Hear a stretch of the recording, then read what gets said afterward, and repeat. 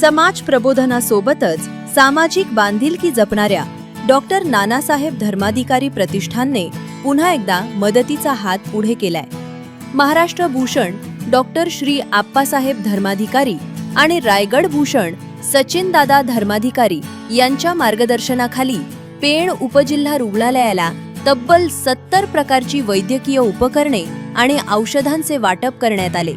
पेण येथील मराठा समाज हॉलमध्ये पार पडलेल्या या कार्यक्रमात multipara monitor, defibrillator, oxygen flow meter आणि व्हीलचेअर यांसारख्या अत्यावश्यक साहित्याचे वितरण करण्यात आले।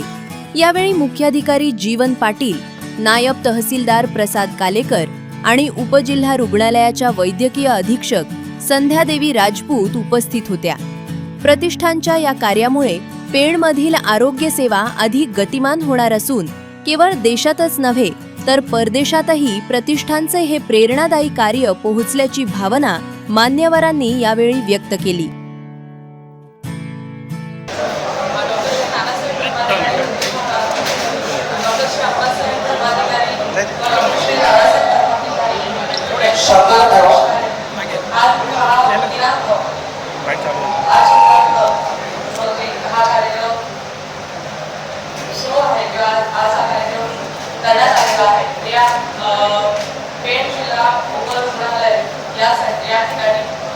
वैद्यकीय उपकरणं वाटप, त्याचबरोबर जे आवश्यक साधनं आहेत त्या साधनांचं वाटप या ठिकाणी डॉक्टर श्री नानासाहेब धर्माधिकारी प्रतिष्ठानमार्फत करण्यात आलेलं आहे।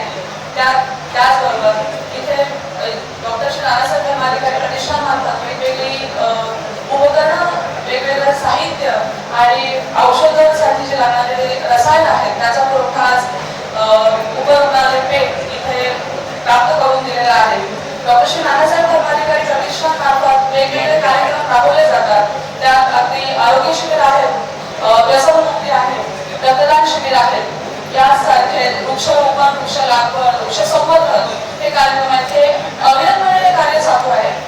आज आम्हाला प्रत्येकाला ही शिकवण नानासाहेब धर्माधिकारी प्रतिष्ठानमार्फत दिली गेली आणि त्याप्रमाणे आज प्रत्येक स्त्री सदस्य या कार्यासाठी अतिशय निष्काळजीपणे कार्य करत आहेत। ही शिकवण हीच रुजवणे आमच्या आतमध्ये प्रत्येकाच्या आतमध्ये केलेली आहे। मानवता हा धर्म आणि मनुष्य ही जात ही शिकवण समर्थांनी प्रत्येकाला दिलेल्या प्रतिष्ठानमार्फत हे मार्गदर्शन वेळोवेळी दिलं जातं।